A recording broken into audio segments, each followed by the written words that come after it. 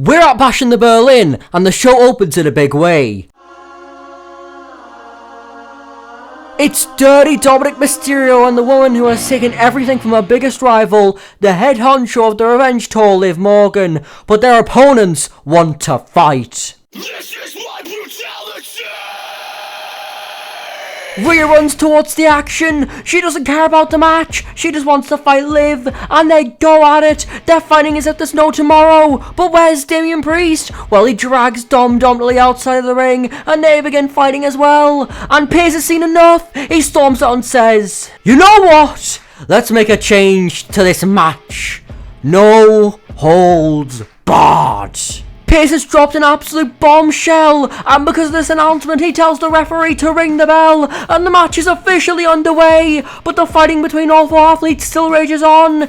Damian even redecorates the announcer's table, but then Balor comes out of nowhere and starts beating him down. Of course, he'd get involved with a change in stipulation, and he tries to ensure Dom's victory as he DDTs Priest onto the table. But Rhea is starting to get on top of Liv. She's using her strength to her advantage, but where's JD or Carlito? Well, they don't need to come out, as with Rhea's back turned, Raquel Rodriguez returns and plants Rhea with a hellacious powerbomb. Everyone is stunned. Judgment Day numbers have grown, but she and Balor both leave the original members of the match to seal the deal, and Dom wants to put insult to injury as he nails a disgraceful low blow to Priest. And with a frog splash by Dominic, the most hated couple in WWE wins. Everyone hates it, but they don't care, as the new Judgment Day once again stand tall. But up next, it's time for the Women's Tag Team Championship match between the Unholy Union and the challengers Jade Cargill and Bianca Belair. However, before the match can even begin, live backstage footage is showing of Blair Davenport and Naomi brawling around.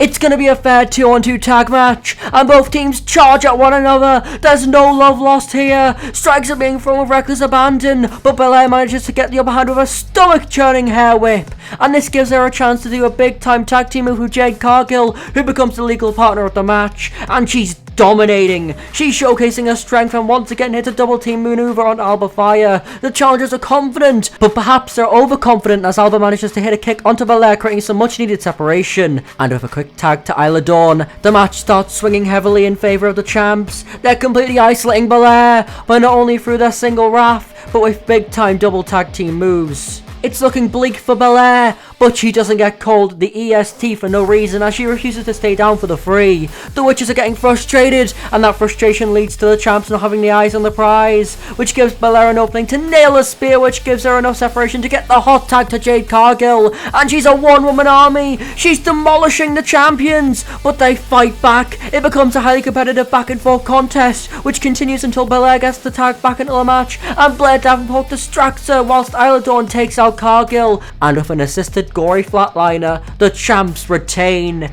Everyone thought it was Belair and Cargill's moment, but the Unholy Union had other ideas as Alba, Isla, and Blair stand tall. But who will stand tall in the strap match between CM Punk and Drew McIntyre? Well, before we get into the match, let it be known that in WWE 2K24, there is no strap match. Therefore, you're just gonna have to imagine there being a strap involved. Regardless, the match is on, and it's a violent affair. Neither man holds back, and this can be seen with how physical both men are. They want to kill each other. They don't even care about winning the match. They just want to hurt one another. But McIntyre is getting on top. He's too much of a physical presence for Punk to handle in combat. But luckily, there's a strap involved, which evens the playing field. Punk even starts landing shots of his own onto Drew, which makes the Scottish Warrior bleed. And this sparks a second win for McIntyre, and it's he who starts to use the strap to his advantage, and then pounds Punk until he too draws blood. But Punk won't yield. He keeps on fighting, and he even manages to counter a Claymore and nails a GDS, but he wants to ensure the job is done, so he locks in an Anaconda Vice. He wrenches it back like there's no tomorrow. Drew's out, and Punk knows it, so he taps all four corners and wins. Punk proves he isn't washed, and he evens the score with Drew McIntyre. But there's no score to be had between Kevin Owens and Cody Rhodes, as this match is all about respect, and that respect is shown throughout the early stages of the match. Both men trade submission holds to try and wear and tear the other down. However, Cody seemingly has Owens' number in the technical game, and Cody even manages to send a prize fighter to the outside, and it's a humongous dive onto him. Owens is struggling, so inherently he starts to bring out his bare knuckle brawling nature as he takes it to Cody on the outside. He even uses the barricade to his advantage. KO is in control, but for how long? As Cody counters a maneuver and the momentum of the contest swings back and forth. They hit some of their biggest moves, but nothing will keep the Warriors down for the free. However, the match is reaching its climax. Owens is looking for a powerbomb, but Cody counters. He fights out of it, and with a picture-perfect crossroads, the champ retains. Cody proves himself once again, but Solo Sikoa doesn't care. He blindsides the American Nightmare and beats him down. Owens is down. No one can help Cody. That is until the Viper is here, and he runs off the Timu Tribal Chief. Cody and Owens then get up and leave before the big time main event of the evening. Ladies and gentlemen, I demand all your gratitude for your new World Heavyweight Champion!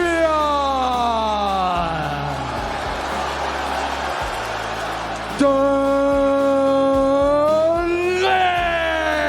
and the guy! Good job! It's time.